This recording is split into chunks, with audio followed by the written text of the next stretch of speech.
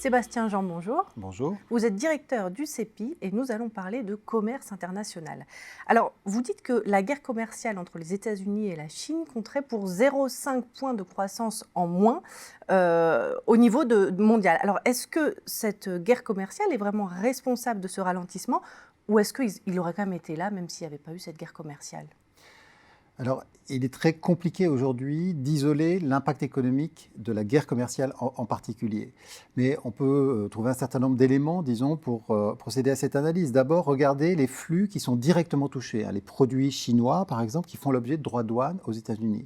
Ce qu'on constate aujourd'hui dans les prospections statistiques que l'on met en œuvre au CEPI, c'est que les flux correspondants sont durement touchés, avec des baisses qui, en moyenne, atteignent 40 à 50%. Maintenant, il faut bien garder en tête qu'au niveau mondial, ça représente des flux qui sont relativement limités. Parce que les importations américaines depuis la Chine, ça ne représente que 3% du PIB, du PIB américain. Donc, au niveau mondial, c'est quelque chose de très faible. Au fond, probablement aujourd'hui que l'impact principal de ces mesures commerciales au niveau économique est lié à leur impact indirect sur le climat des affaires, sur l'investissement. Une incertitude durable qui amène beaucoup d'entreprises à différer leurs décisions d'investissement, ce qui est évidemment mauvais pour la croissance. Et de fait, on constate aujourd'hui un ralentissement de l'investissement assez net aux États-Unis, au Japon et même en zone euro dans une certaine mesure. Donc, je pense que cet élément-là est dominant aujourd'hui. Maintenant, est-ce qu'il s'agit de la guerre commerciale ou du cycle économique ? C'est très difficile de faire le partage entre ces deux éléments. D'autant plus que justement les deux sont liés, puisque je vous disais que la guerre commerciale peut agir sur l'investissement et donc sur la croissance économique. Ce que je veux souligner juste, c'est que cet impact commercial, au fond, il peut être d'autant plus négatif qu'il arrive à un moment de ralentissement, donc à un mauvais moment, entre guillemets. Alors justement, pour rester aux États-Unis, quand vous parlez du virage pris par l'administration Trump, vous parlez d'un protectionnisme annoncé. Pourquoi ?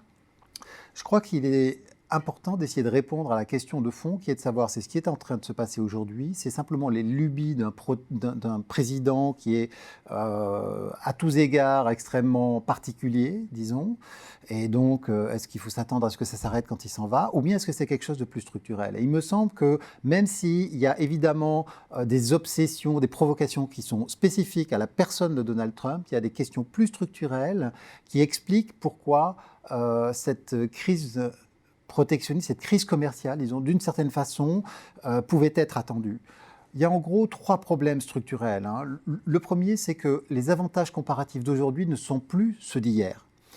Hier, les pays riches étaient dominants dans la plupart des secteurs manufacturés, mis à part quelques-uns. Aujourd'hui, finalement, si on prend en particulier les États-Unis, c'est spécialement flagrant pour eux. Là où ils sont le plus forts, ce n'est pas tant dans le secteur manufacturé, mis à part quelques secteurs de high-tech, c'est dans les services et l'investissement à l'étranger par leurs multinationales. Donc ça change pas mal la logique des choses, d'autant que dans le même temps, on a aussi le progrès technique qui a changé la nature de la concurrence avec un capital intangible qui est plus important et des subventions qui jouent un rôle plus sensible aussi dans certains cas.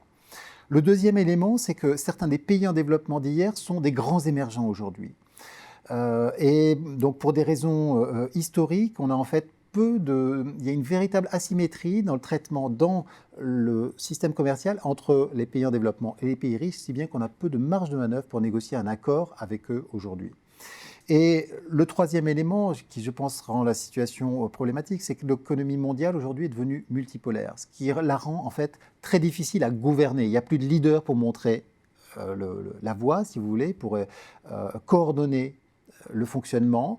Il y a beaucoup de grands pays qui comptent beaucoup et c'est très difficile pour eux de se mettre d'accord sur une direction pertinente au niveau collectif. Alors rapidement, comment est-ce que vous voyez l'avenir et quid de celui de l'OMC, l'Organisation mondiale du commerce ? Alors, je crois que dans ces conditions, l'avenir est évidemment très difficile à prévoir en matière de commerce international, peut-être plus encore que d'habitude. Mais il me semble qu'il y a un premier point important, c'est que le retour au statu quo ante est très improbable. Même quand Donald Trump quittera la présidence des États-Unis, les États-Unis ne vont pas du tout revenir sur ce qu'était leur politique commerciale avant sa présidence. Le deuxième élément, je crois, c'est que la concurrence stratégique entre les États-Unis et la Chine est en train de devenir un déterminant structurel, durable des relations économiques internationales. C'est un peu de plus en plus la matrice de la politique extérieure des États-Unis et plus largement des relations internationales. Donc, il y a eu cette bizarrerie liée à Donald Trump de s'attaquer aussi à ses alliés, qu'ils soient en Amérique du Nord, au Japon, en Europe. Ça, je ne suis pas sûr que ce soit durable. En revanche, cette tension entre les États-Unis et la Chine, je pense qu'elle est durable.